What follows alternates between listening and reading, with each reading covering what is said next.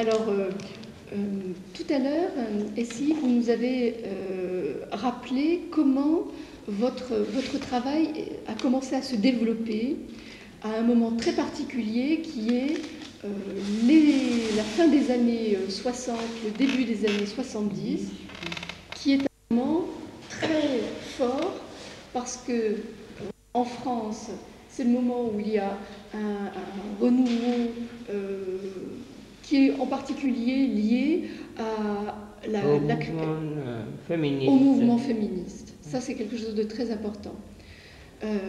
Vous me parliez des échanges que vous aviez avec la fondatrice des éditions des femmes. Oui, Sylviane Desboissonnas. Et à ce moment, il y avait beaucoup de femmes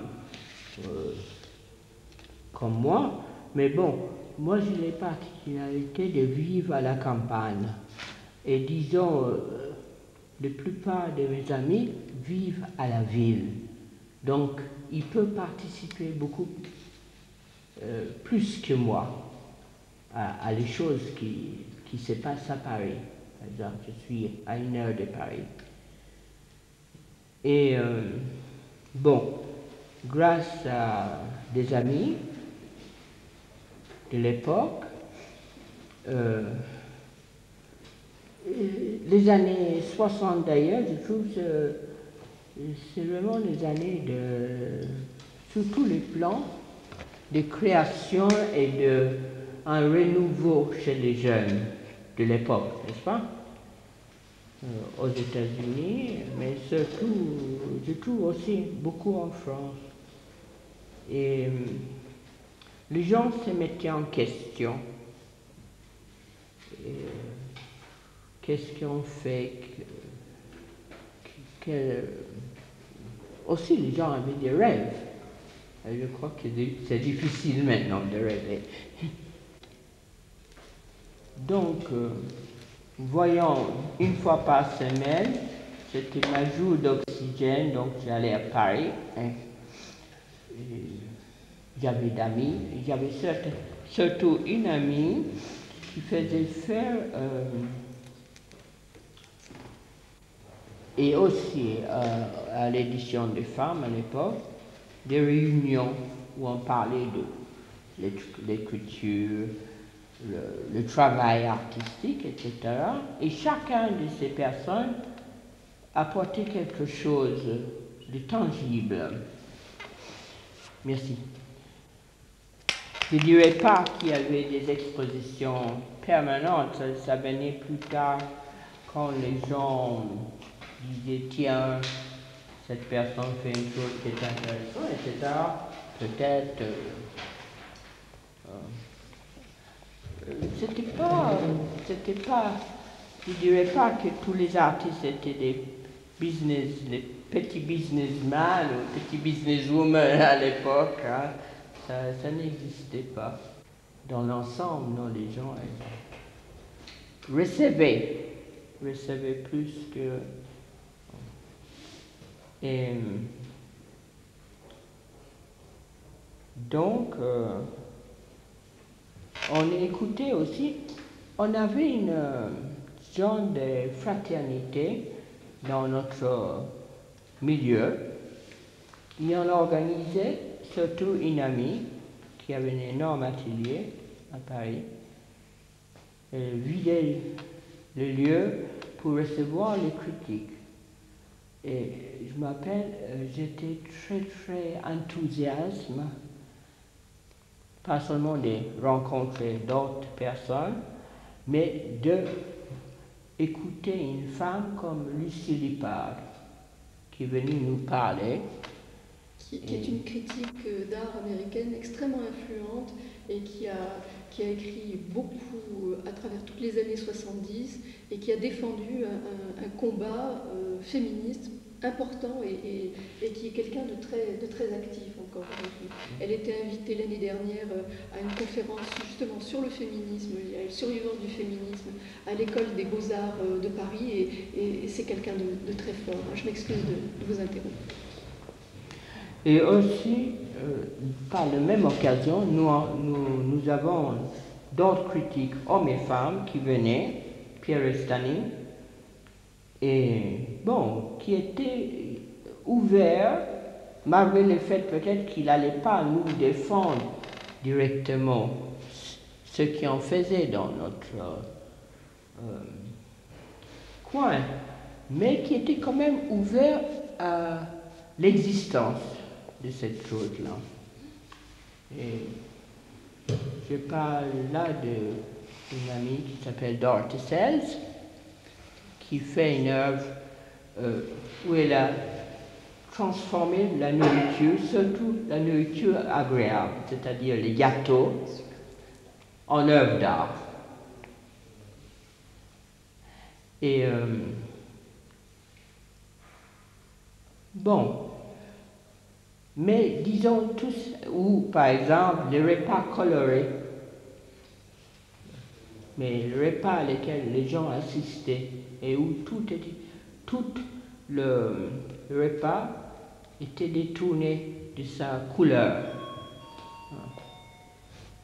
Et bon, maintenant je crois que ça n'existe plus. Ça existe. Je pense à une artiste française qui vit beaucoup aux États-Unis et qui a fait pas mal de choses aussi.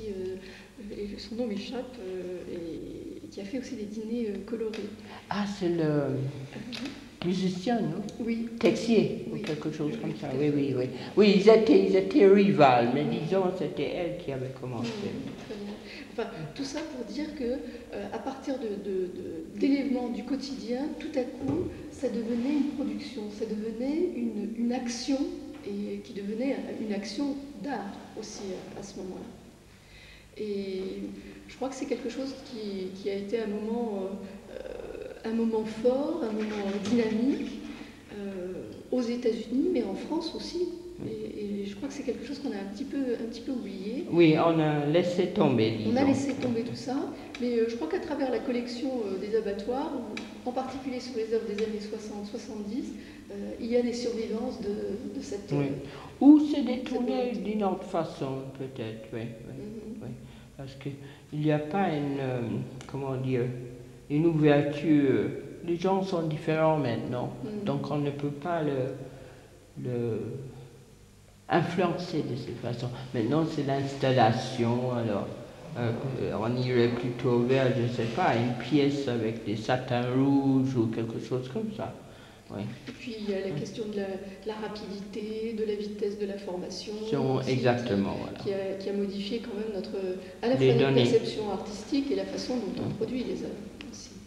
Je crois qu'il faut quand même rappeler que donc Essie est d'origine cubaine. Elle nous a expliqué tout à l'heure qu'elle a beaucoup vécu aux États-Unis. Non, pas beaucoup. Pas beaucoup. Vécu, voilà, aux États-Unis et a pas mal voyagé aussi. Et elle vit en France depuis maintenant une bonne quarantaine d'années. Voilà. Et c'est un choix. Oui, et je disais que je suis allée vers le féminisme, parce que je vis à la campagne. Dans toute société, je trouve que les gens, si ils ne sont pas très contents avec la société, qui était un peu mon cas, pour plusieurs raisons, dans lesquelles on vit, ou si on veut dire, à cette société, je peux apporter quelque chose de différent. Donc, il faut se rechercher d'abord en soi-même. Moi,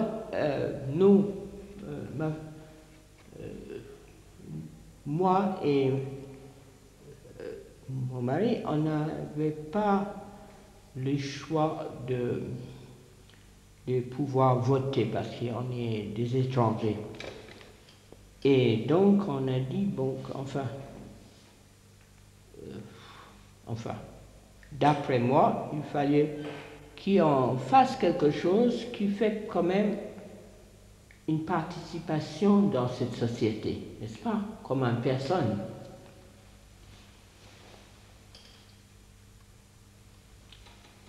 Un acte. Et voilà. Et c'était très difficile de, je peux vous dire, le classique parcours, c'est de dire, à un certain moment, je faisais des collections de toutes sortes de choses, disons de céramique cassée, vous voyez, des assiettes cassées. Mais vous allez m'excuser, Pic Assiette a déjà existé, donc refaire cette parcours, c'est inutile, hein. Lui, il a fait beaucoup mieux que tout le monde, hein. Il y a aussi Facteur Cheval est passé par là, donc vous savez, il y a un moment de découragement à chercher qu'est-ce qu'on peut faire avec 10 doigts finalement. Je n'ai pas aucune éducation artistique, à vrai dire. Je me rappelle être traîné, il faut bien dire le mot, par ma mère à voir les expositions en disant, mon Dieu, c'est bien gentil, mais c'est pour elle. Elle, c'est une adulte, mais moi, enfant ou préadolescente, c'est pas très intéressant, vous savez. Chez nous, il y a la musique, c'est une société de loisirs, si vous voulez, en plein air, dans les pays tropicaux, n'est-ce pas? Donc, c'était vraiment pas ça du tout. Et finalement, maintenant, je suis très content que ma mère pour nous, a imposé le fait d'aller voir les expositions. Parce que, au travers des choses que vous ne comprenez pas à ce moment-là, quand vous venez à l'âge adulte, vous développez une esthétique que vous pourrez appliquer à ce qui est visuel autour de vous, et même dans votre vie. J'ai une amie qui est prof de dessin qui me dit, bon, c'est vrai que j'arriverai jamais à le faire dessiner, mais au moins il saura mettre le carrelage chez eux et il aura une petite idée de rapport de couleurs, n'est-ce pas? S'ils font une décoration dans leur appartement, etc. Et je trouve que c'est tellement vrai. Une autre petite histoire à vous raconter. Et je suis ami avec un monsieur qui est peintre, qui s'appelle Kichno, qui est un monsieur d'origine polonaise et qui j'admire beaucoup. Et ce monsieur est allé en Chine, enfin il était invité en Chine avec Pierre Mauroy à l'époque. Et c'était les grandes époques des après-Mao ou même Mao avec Zhou Enlai qui était le premier ministre. Et on les amène partout. Et ils arrivent dans les musées et il y a des petites filles chinoises, et enfants, garçons aussi, mais clonées à l'infini. C'est-à-dire, vous voyez 50, vous voyez 200. Tous maquillés avec des nattes. Et les Chinois ont l'habitude, quand ils présentent les enfants de cette façon, ils le maquillent pour qu'ils soient vraiment très mignons. Et chaque enfant, et c'est vraiment les petits enfants, 5 ans, dans ces âges-là, ils sont tous là avec comment dire, les bonbons qui ont une sucette, oui, voilà. Là, et alors les sucettes, c'est des goulines, et Kijno demande à Zhou Enlai, il dit, mais c'est un peu tout pour amener les enfants dans un musée. Et il dit, je vois que vous avez fait la part. Et Zhou Enlai dit, exact. Maintenant, ils ont les sucettes, à 11 ans, 12 ans, ils n'auront pas les sucettes, mais ils vont être là. Et quand ils sont 15, 16 ans, ils vont venir tout seuls. Donc c'est juste d'habitude, c'est comme beaucoup de choses dans la vie, n'est-ce pas? Et malheureusement, nous, dans nos sociétés, enfin, dans cette société, on fait un effort maintenant pour la pédagogie de l'enfant. Mon premier rencontre avec ça, c'était au Musée des Arts Décoratifs à Paris. Cette volonté était installée par un monsieur qui s'appelait François Maté pour qu'il y ait des ateliers des enfants. Après, Pompidou a repris ça. Et je peux vous dire, je connais des gens qui sont des institutrices dans les fins fonds de Saint-Denis. C'est très difficile là-bas. Les enfants ont un parcours de combattants pour en sortir de milieu, etc. Comme beaucoup d'enfants dans les banlieues. Et le fait, j'ai une amie qui me dit, mais quand je amène pour une semaine, parce que l'atelier fonctionnait comme ça, à Pompidou, les enfants, je les amène pour une semaine, tous les jours là-bas, je récupère après 2 mois de gentillesse de ces enfants. C'est-à-dire, ils sont changés par les notions qu'ils peuvent fabriquer quelque chose avec les mains, avec les yeux, qu'ils peuvent dessiner, qu'ils peuvent créer quelque chose. Ça, pour eux, ils vivent. Moi, je n'aime pas montrer mon travail. Et aussi parce que je me suis toujours fait une règle que quand je fais 20 pièces d'une façon comme ça, après les 20 pièces, je les vends, quand je ne vends pas, je donne, et c'est fini, c'est truc. Et voilà. C'est-à-dire que, par exemple, pour revenir à cette pièce qui est installée là, c'est quand même quelque chose qui s'est fait à un moment. Elle a des frères et des sœurs, mais je ne sais pas où ils sont. Voilà. Il y a déjà une autre sœur aussi dans la Fondation Cordier. C'est une œuvre oui, mais c'est peut-être une autre série aussi. Oui. Voilà. Et donc voilà, ça a été parce que un travail après 20 pièces, le geste et même l'idée peut devenir mécanique. Donc il faut arrêter, il faut casser ça et trouver autre chose. Sans arrêt. Il n'y a jamais de repos à tout ce que vous faites. Moi j'avais une idée. Hein. J'avais fait ça au musée de l'Inde en Suède, où j'avais fait une exposition. Et j'avais un grand panneau qui était complètement vide, qui était sur un châssis. Hein. Et sous ce panneau, j'avais mis le fil dans plusieurs aiguilles, une vingtaine d'aiguilles, et j'ai demandé à des gens de faire quelque chose avec cette aiguille sur cette chose. Parce que chaque femme, disons, et même le monsieur, font peut-être ils coudent les boutons, je m'en fiche. Je fais aussi les boutons. J'avais fait plein de boutons, des tableaux avec les boutons. Bon. Mais je n'étais pas très content avec cette série. Du tout.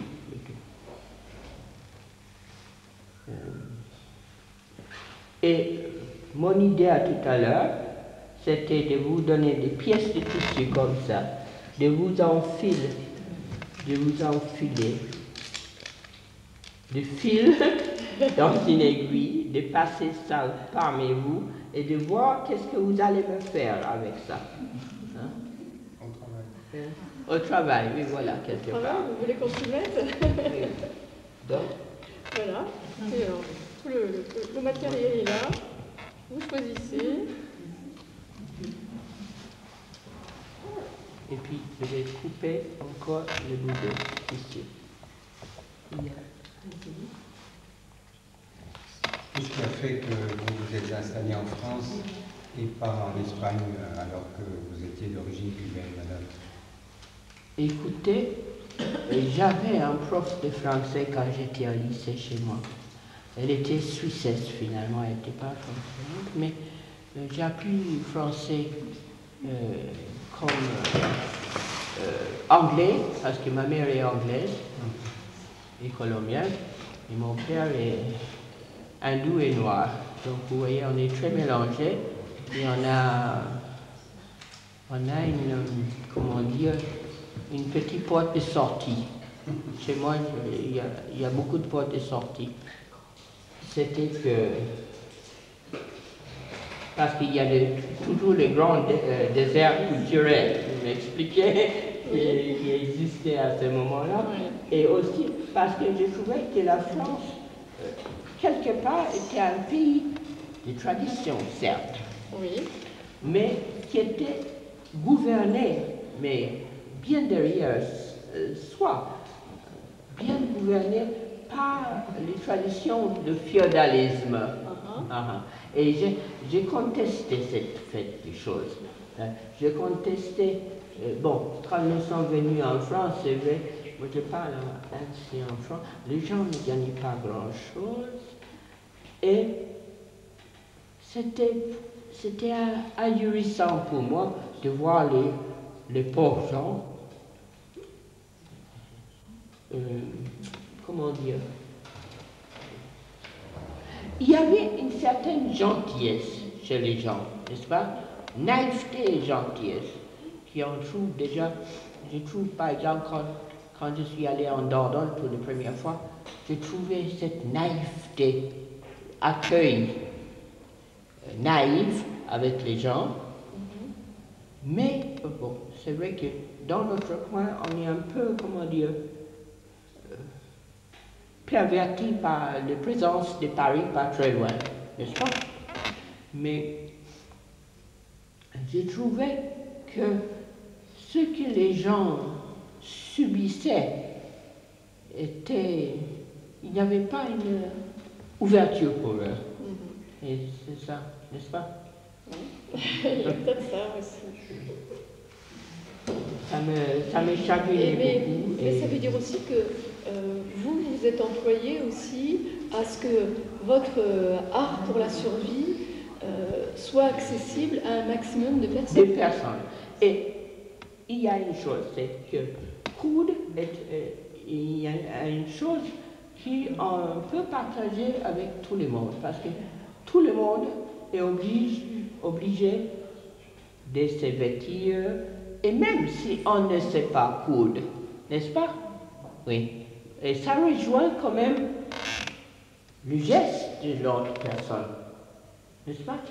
Même un Esquimau coude, hein? Il ne va peut-être pas faire une robe en satin, mais il va, avec ses peaux, il va les joindre ensemble, parce que c'est un geste élémentaire et nécessaire. C'est le geste du pêcheur aussi. Oui, exactement, voilà. Je vous parle donc de cette exposition qui s'appelait, je crois, Singulier. Et je disais, mais c'est tellement mieux ces œuvres que les œuvres des vrais peintres. Et en entrant dans cette exposition, il y avait un tout petit, je dirais, il était encadré comme un tableau, hein, c'est-à-dire il y avait un petit verre dessus, mais il était minuscule. Et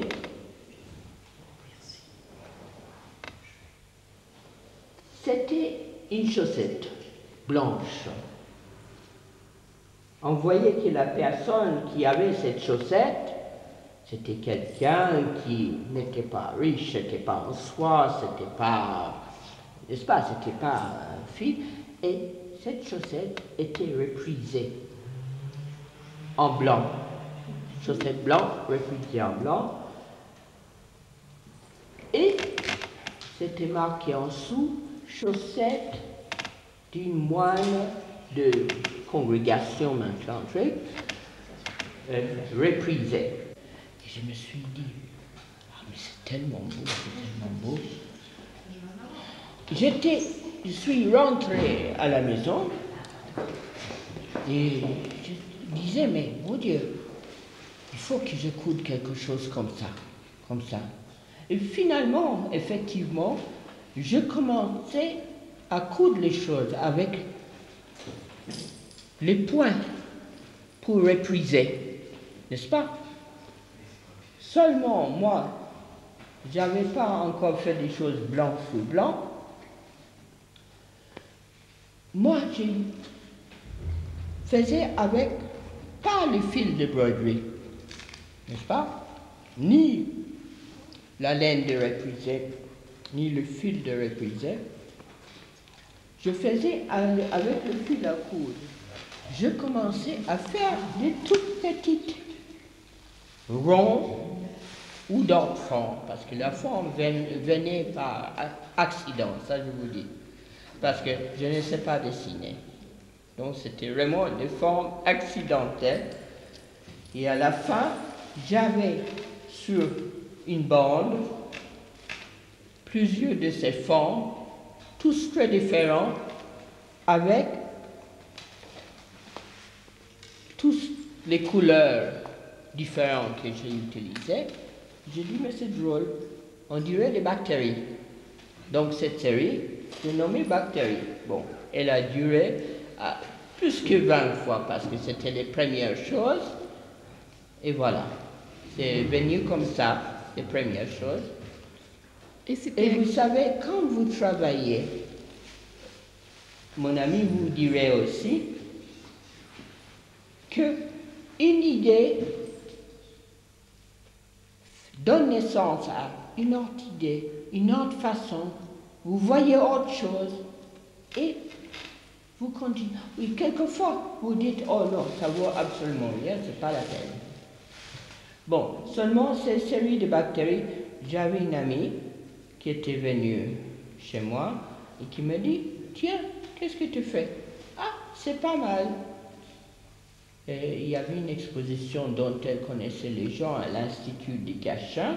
Elle m'a dit, tu me le donnes, je vais t'exposer. J'ai dit, non, mais non, je ne le fais pas pour exposer ça.